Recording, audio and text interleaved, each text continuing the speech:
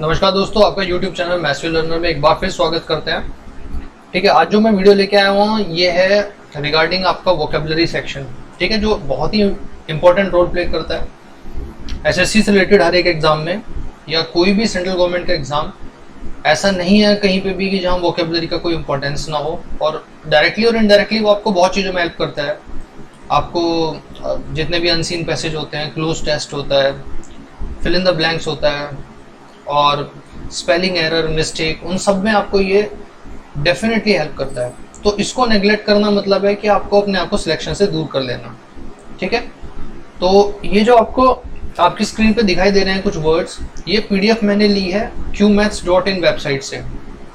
लगभग 1500 करीब one word substitution है जो किसी ना किसी एग्जाम में डायरेक्टली, इनडायरेक्टली या रिपीटेटिवली पूछे गए हैं, मतलब more than 5 times, more than 6 times. तो उन्हीं कुछ वर्ड्स का कंपाइलेशन यहाँ पे किया हुआ है। बहुत ही अच्छे वर्ड्स हैं, 1500 प्लस वर्ड्स हैं ये। तो हम ये सब करेंगे। जो मेरा टारगेट है वीडियो बनाने का, मैं इस सीरीज को बहुत लंबा ले जाने वाला हूँ। ठीक है, जिसमें हम अराउंड, अभी मेरा जो टारगेट मैंने रखा हुआ है, कम से कम मैं बता रहा हूँ आपको 5000 प्लस वर्ड्स मैं आपको याद करा दूंगा। और 5000 वर्ड्स याद करने का मतलब है आपके लिए आने वाले टाइम में, अगर आपने वो सब वीडियोस देख के रिपीट कर लिए और आप उनका नोट्स पर्टिकुलर बना लिए, समझ लिए वर्ड्स को, जैसे मैं आपको समझाऊंगा, तो आपको डेफिनेटली आप इंग्लिश में उन सब में स्कोर कर पाओगे। ठीक है, इस वीडियो के बाद मैं आपको आने वाली कुछ वीडियोस में अपना स्कोर और उन सब जितना कैसे कैसे मैंने चीज़ें तैयारी करी और क्यों मैं इतना अच्छा स्कोर कर पाया, उस सब के बारे में ब्रीफली डिस्कशन करेंगे। बट अभी के लिए वीडियो स्टार्ट करते हैं। ठीक है, देखो आपकी स्क्रीन पे सबसे पहले जो वर्ड लिखा हुआ है यहाँ पे आपको दिखाई दे रहा होगा। जो वर्ड है ये है एम्बाइडेक्स्ट्रस। क्या है वर्ड? एम्बाइडेक्स्ट्रस। देखो उसको मतलब समझो पहले क्या होता है। देखो यहाँ पे दो चीज है, इसमें आपको दिख रहा है, ये एक तो बना है बाई, इसमें यूज हो रहा है बाई, BI, और एक हो रहा है वर्ड डेक्स्ट। देखो इनका मतलब समझो। डेक्स्ट का मतलब होता है दक्ष, मतलब कोई कौन कितना कुशल है, कितना दक्ष है। और बाई का मतलब होता है दो। ठीक है, तो देखो इसका मतलब क्या है कि एक ऐसा कोई इंसान जो अपने दोनों हाथों से सेम स्किल, मतलब दोनों हाथ उसके उतने ही स्किलफुल है जितना हम, सपोज जैसे मैं राइट हैंड से लिखता हूँ तो राइट हैंड से ही लिख पाऊंगा, मैं लेफ्ट हैंड को उतना अच्छा से यूज नहीं कर पाऊंगा। तो आई कैन नॉट कंसिडर और I can not say that I am being an ambidextrous. Ambidextrous कौन होता है? जो अपने दोनों हाथों को बराबर तरीके से यूज कर सकता हो किसी भी स्किल में, किसी भी काम में।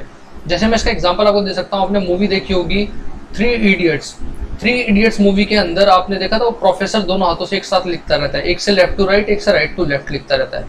ठीक है, दोनों से स्किल, तो उसे एम्बाइडेक्स्ट्रस बोलेंगे। याद रहेगा आपको। हिंदी में से बोलते हैं निपुण।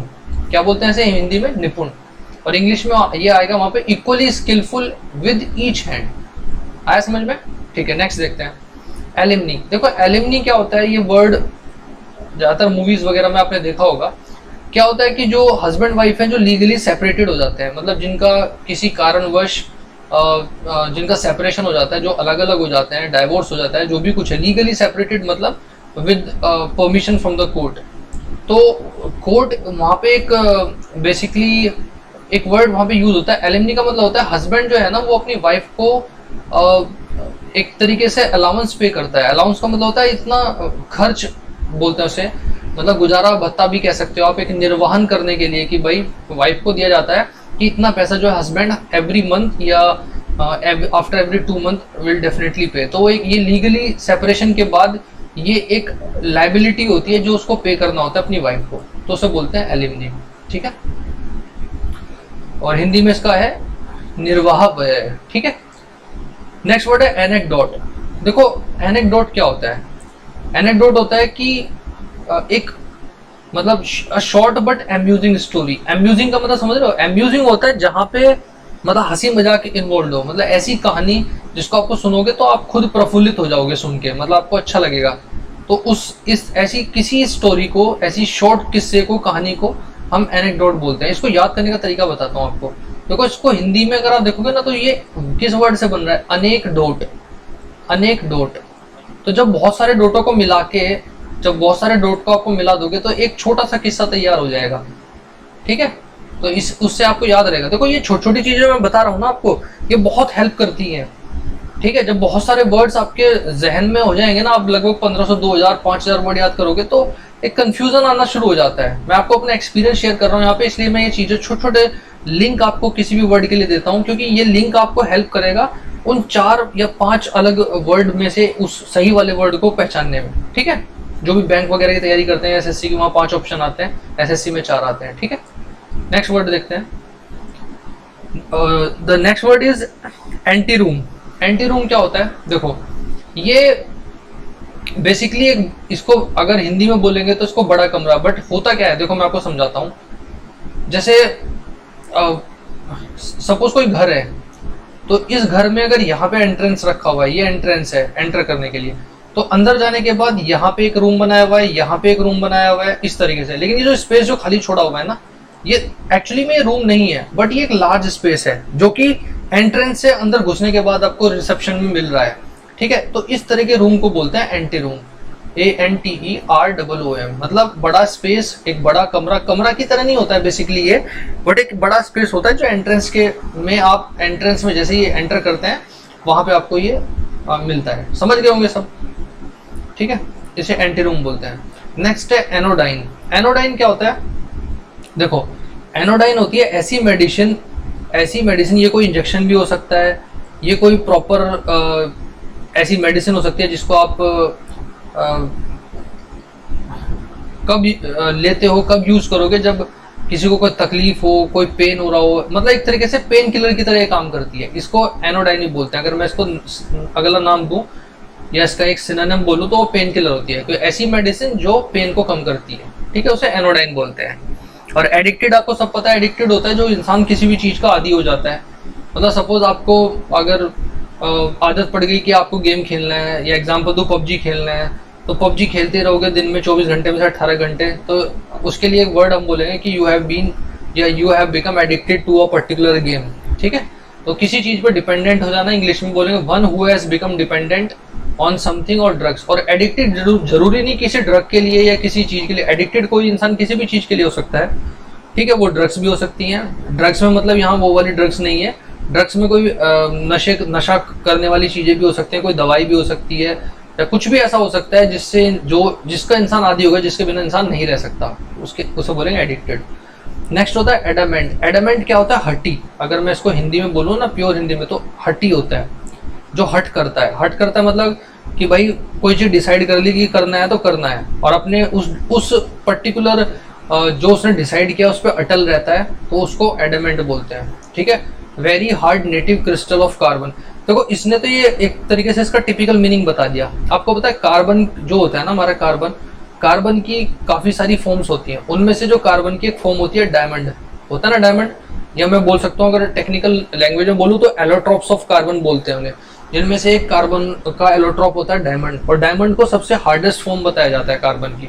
तो ये उसी वर्ड में एडामेंट बोले। लेकिन एडामेंट अगर आप लैंग्वेज में देखेंगे तो एक ऐसा इंसान, ऐसा व्यक्ति जो किसी चीज की हट करके बैठ गया, मतलब अब वो अपने उस पर्टिकुलर डिसीजन पे अटल है, and he is not going to change from that. ठीक है, तो वो एडामेंट होता है। नेक्स्ट होता है अमोरल। देखो, ये तो सिंपल सा बात है, आप ध्यान रखना, जब भी ये ए आता है ना किसी भी ऐसे वर्ड से पहले जो आपने कभी सुना, जैसे मोरल आप सुनते रहते हो, नैतिक होता है, उससे पहले ए आया है, तो वो उसको मीनिंग को नेगेटिव कर देता है, मतलब पॉजिटिव मीनिंग को नेगेटिव कर देता है, इसलिए उसे अमोरल बोला, अमोरल। तो ऐसा कोई इंसान जो नैतिकता ना हो, जिसके अंदर अनैतिक हो, मतलब अ पर्सन हैविंग और person lacking any sense of moral standards और प्रिंसिपल्स, जिसके अंदर मोरल वैल्यूज ना हो, मोरल स्टैंडर्ड्स और प्रिंसिपल्स ना हो। ठीक है, ऐसे किसी भी व्यक्ति को हम अमोरल बोलते हैं। ठीक है, अब अगला वर्ड है आर्चीव। देखो, आर्चीव क्या होता है? आर्चीव होता है कि a place where government records और पब्लिक रिकॉर्ड्स आर केप्ट। देखो, आप कभी भी जाना किसी भी गवर्नमेंट ऑफिस में या कहीं पे भी ऐसा जो प्लेस जहाँ पे, या किसी आप लाइब्रेरी में जाना, गवर्नमेंट लाइब्रेरी हो स्पेसिफिकली, आप देखना वहाँ पे कुछ ऐसे स्पेसिफिक पोर्शन रहता है जहाँ पे पुराने रिकॉर्ड्स, पुरानी बुक्स, पुराने जो कलेक्शंस होते हैं उनको बहुत ही अच्छे से संभाल के रखा जाता है। तो उस पर्टिकुलर प्लेस को आर्चीव बोलते हैं। आर्चीव कोई भी ऐसी जगह होती है जहाँ पे गवर्नमेंट या पब्लिक रिकॉर्ड्स को संभाल के रखा जाता है, गवर्नमेंट और पब्लिक रिकॉर्ड्स को संभाल के रखा जाता है, उसे आर्चीव बोलते हैं। आया समझ में? तो हिंदी में आप क्या बोल सकते हो? लेखाकार या ऐतिहासिक अभिलेख। तो क्या यहाँ पे आप हिंदी से समझ लो, ठीक है, बट आपको ना ये सामने वाली जो लाइन है ये एग्जैक्टली याद रखने की जरूरत नहीं है, बट इसका मीनिंग आपको पता होना जरूरी है, क्योंकि एग्जाम में जब आपको 4 ऑप्शन मिलेंगे ना, सपोज वहां पे क्या आएगा, देखो वहां पे ये आएगा equally skillful with each hand, 4 option आपको दे देगा, एम्बाई डेक्स्ट्रस, डेक्स्ट्रस, ठीक है, ऐसे और 2 ऑप्शन होंगे, तो उनमें सबको पहचानना होगा, ठीक है। नेक्स्ट वर्ड देखते हैं एम्फीबियन। ये तो आपने सुना होगा, बहुत हमें छोटी क्लासेस में पढ़ते थे हमेशा। एम्फीबियन कौन होते हैं? जो ऐसे लिविंग एनिमल्स या कुछ भी हो जो लैंड और वाटर दोनों पे सर्वाइव कर सकते हैं, ठीक है, तो उन्हें एम्फीबियंस बोलते हैं, मतलब ऑपरेटिंग और living on land and water, ठीक है। जैसे इसमें आप एग्जांपल दे सकते हो, क्रोकोडाइल होता है,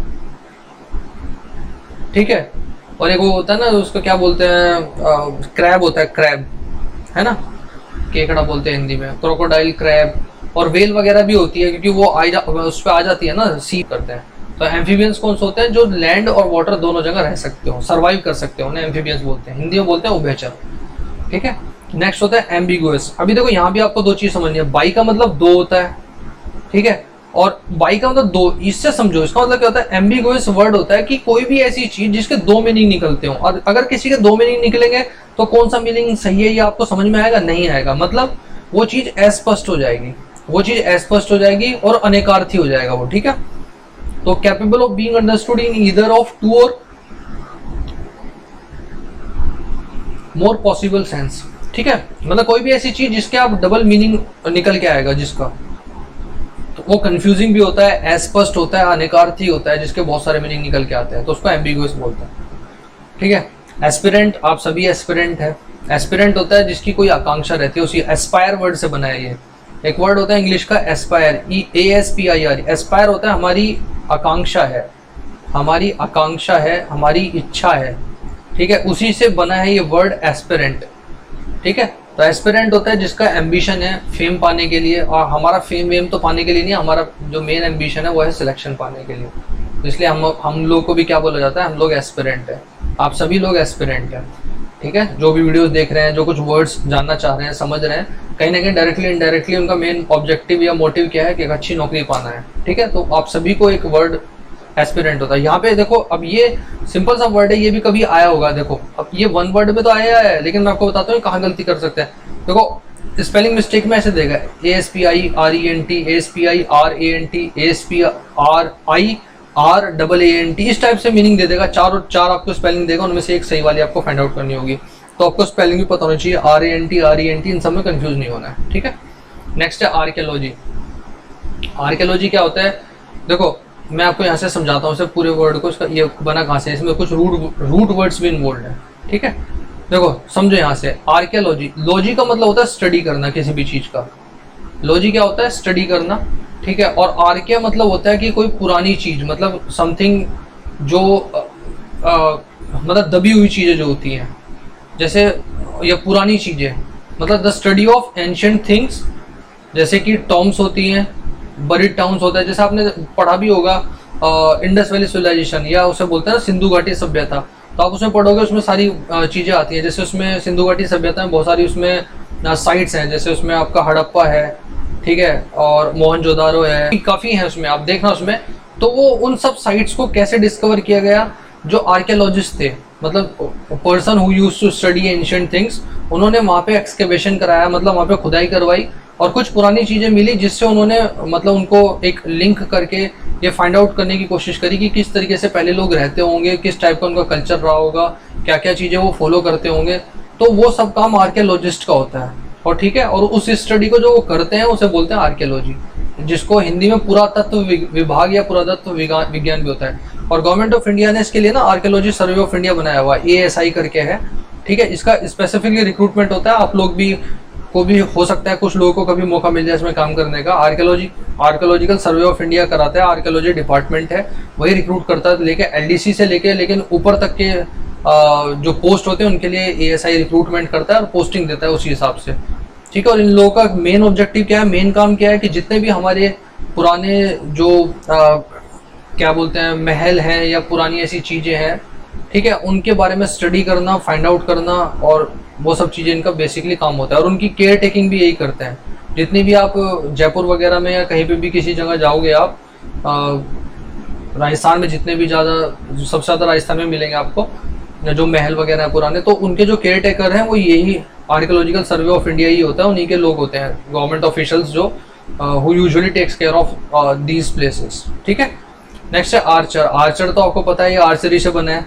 ठीक है, आर्चरी जो है किस में भी इन्वॉल्व है आपका, जो हमारा ओलंपिक होता है उसमें भी होता है। हमारे यहाँ से काफ़ी लोगों ने आर्चरी में आपका मेडल्स जीते हैं, तो ये तो सभी को पता होगा। तो आर्चर जो है ना, जो तीरंदाजी करता है उसे आर्चर बोलते हैं। A person who shoots with a bow and arrow. ठीक है, तीर कमान जिसके पास होते हैं वो जो शूट करता है उसे आर्चर बोलते हैं। आर्किटेक्ट होता है, आपको पता है शिल्पकार होता है आर्किटेक्ट, मतलब जो डिज़ाइन करता है बिल्डिंग्स वगैरह को और सुपरवाइज करता है उनके डिज़ाइन को, जो डिज़ाइन करता है और जो सुपरविजन करता है। ठीक है, जैसे आपने देखा होगा अगर हम कहीं घर बनाने चले तो हर कोई बोलता है ना, हम लोग तो वर्ड यूज़ करते हैं इंजीनियर, बेसिकली वो इंजीनियर नहीं होता है, वो एक आर्किटेक्ट होता है।